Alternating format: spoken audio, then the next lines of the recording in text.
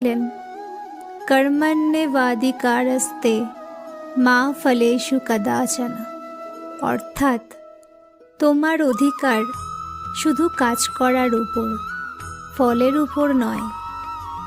মানুষ যখন পাশে না থাকে তখন নিজের লক্ষ্য থেকে সরে যেও না।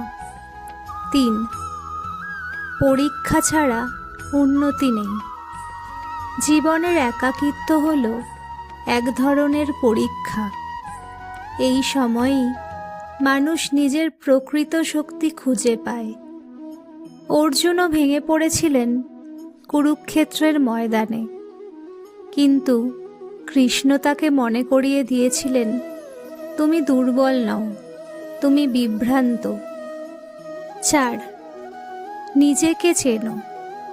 যখন কেউ পাশে থাকে না তখন সময় আসে নিজের সাথে পরিচিত হওয়ার।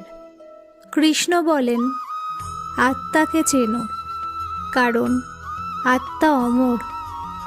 মানুষের সমর্থন ক্ষণস্থায়ী, কিন্তু আত্মার